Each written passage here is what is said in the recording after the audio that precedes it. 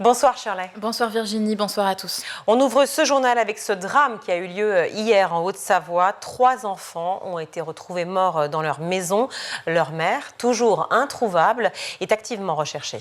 C'est dans la commune de Taninges, 3500 habitants, que les corps sans vie de 2 petits-enfants de 2 ans et 11 ans, de petits garçons et une petite fille de 13 ans ont été donc retrouvés hier dans l'après-midi. Des autopsies vont être réalisées, mais pour l'instant, les premiers constats, les corps présentaient des blessures à l'arme blanche.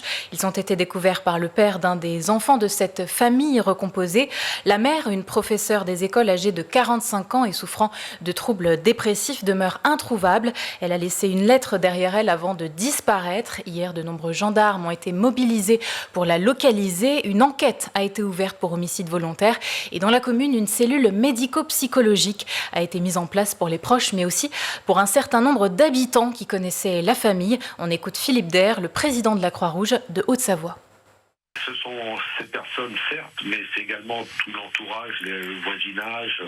3 enfants, ça veut dire scolarisation, et il y aura un gros travail également de ce côté-là au niveau éducation nationale, avec en parallèle des équipes spécialisées mises à disposition par l'éducation nationale. Donc, généralement, c'est dans les 48 voire 72 heures ou une semaine en fonction des événements. Et ensuite, l'objectif, c'est de passer le relais à la médecine de ville et aux spécialistes libéraux, aux structures hospitalières. Direction la cour d'assises spéciale de Paris à présent, où l'on entre dans la 2e semaine du procès de l'assassinat de Samuel Paty. Oui, une 2e semaine qui a démarré hier avec le témoignage de l'ex-principal de l'établissement où enseignait Samuel Paty, le collège du Bois d'Aulne à Conflans-Sainte-Honorine dans les Yvelines. L'ancienne principale ne s'était jamais exprimée publiquement jusqu'alors, et ce, parce qu'elle voulait réserver sa parole au tribunal, comme elle le dit, à la barre pendant plus de 7 heures. Elle a raconté les 11 jours d'engrenage qui ont abouti à l'assassinat de Samuel Paty. Depuis le mensonge d'une élève de 13 ans, l'exploitation de ce mensonge par un militant islamiste, les vidéos qui sont devenues virales jusqu'au jour du drame, le 16 octobre 2020, quand le professeur d'histoire géo s'est fait décapiter par un terroriste islamiste. Je n'ai pas réussi à le protéger, a regretté l'ancienne principale. Aujourd'hui, ce sont les anciens collègues de Samuel Paty qui ont été entendus, dont un professeur d'histoire, un professeur de lettres et un professeur d'EPS notamment. Dans la suite de ce journal, les enseignants regrettent une réaction tardive de la ministre de l'Éducation Anne Genetet après les propos de Nicolas Sarkozy sur leur temps de travail. Pour le rappel, l'ancien président de la République a affirmé vendredi dernier lors d'une conférence à Saint-Raphaël dans le Var, je cite, « On me dit qu'il n'y a pas assez de fonctionnaires dans l'éducation nationale, mais c'est d'une démagogie invraisemblable. Le statut de professeur des écoles, c'est 24 heures par semaine et 6 mois de l'année. Des professeurs qui ne travaillent que 6 mois par an. Voilà ce qui a provoqué le tollé dans la communauté enseignante. Colère et indignation aussi du côté de certains politiques de gauche et de certains syndicats. Hier, la ministre de l'Éducation Anne Genetet a répondu à ces propos en affirmant son soutien aux enseignants. Elle était sur France Info. Je suis en désaccord avec lui, je ne comprends pas, ses propos m'étonnent.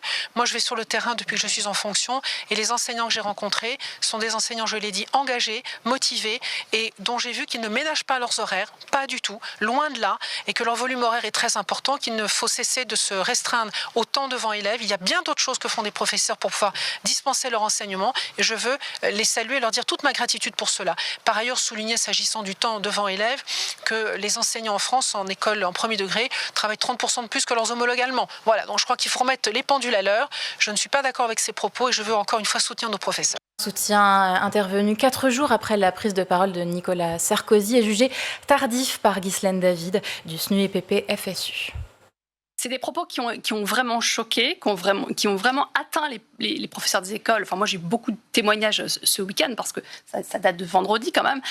Et ça a fait beaucoup de bruit sur les réseaux sociaux parce que ça atteint vraiment la professionnalité enseignante, les enseignants dans leur métier, dans leur engagement. Elles s'expriment aujourd'hui. On lui pose les questions, mais elle aurait pu s'exprimer aussi quand les propos ont été tenus, parce que ce soutien-là, on en a besoin, cette reconnaissance des enseignants. Si un ministre n'est pas capable de soutenir et de reconnaître l'engagement des enseignants à partir du moment où ils sont attaqués, pour les enseignants, en tout cas, c'est quelque chose qui a été très, très mal vécu.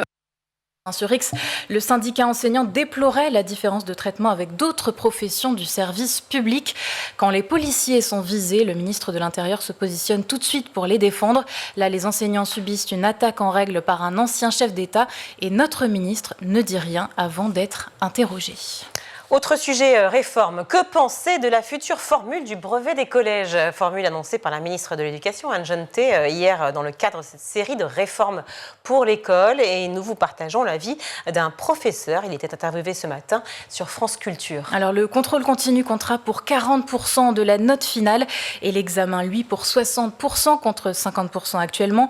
Plus de poids donc aux épreuves en fin de troisième. Voilà les nouvelles modalités d'évaluation du brevet à partir de juin 2026, selon les annonces récentes de la ministre de l'Éducation Anne Genetet.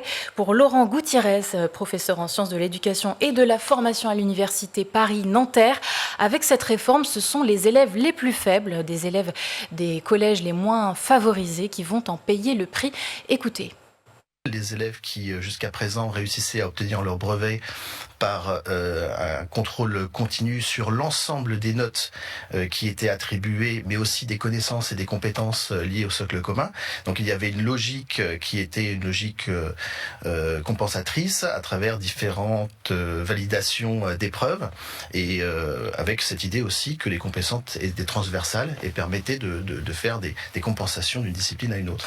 On ne pourra donc plus autant compenser les notes de l'examen final avec les notes du contrôle continu qui sera en plus fondé sur la moyenne des notes obtenues en troisième. Les professeurs n'évalueront plus les compétences comme c'était le cas. Il n'y a plus que les notes qui comptent. Là aussi, risque de pénalisation des élèves les plus faibles selon Laurent Gutiérez.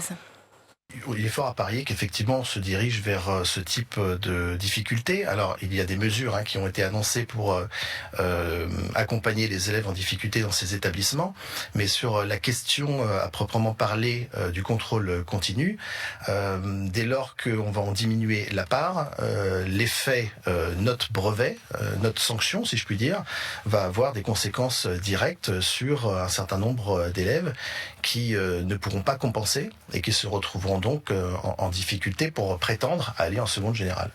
Et oui, car l'accès en seconde générale sera désormais conditionné par l'obtention de ce brevet. Cela fait partie de l'arsenal de nouvelles réformes.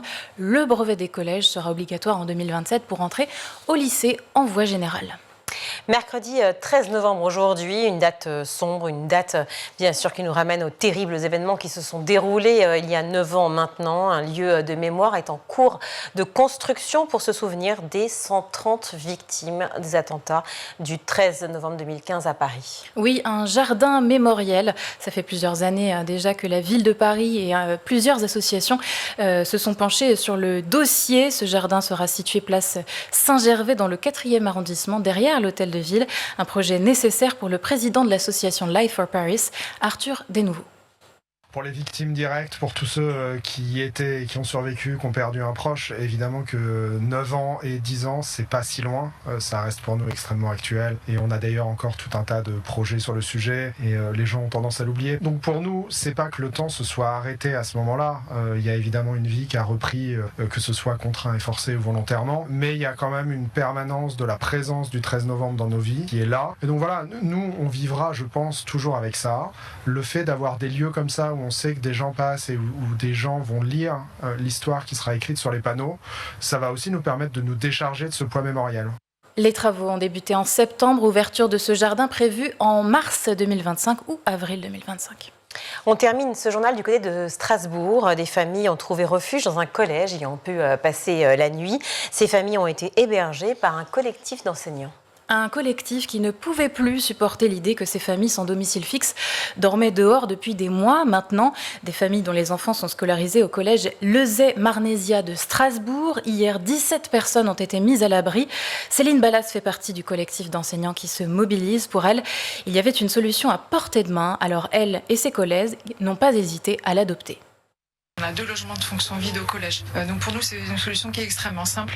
Ces logements sont vacants, on ouvre les portes, on met les élèves à l'abri d'urgence, le temps qu'ils arrivent à retrouver une situation administrative qui leur permette de gagner de l'argent et de payer un loyer ailleurs. Pour eux, c'est particulièrement difficile, surtout que ce sont des adolescents. Donc il faut qu'ils donnent le change toute la journée et puis le soir, ils rentrent sur leur campement pour passer la nuit sous la tente. Or, la collectivité européenne d'Alsace en charge de la gestion des collèges ne l'entend pas de cette oreille car l'hébergement d'urgence ne relève pas de sa compétence. Elle en appelle à l'État pour trouver des logements à ces familles.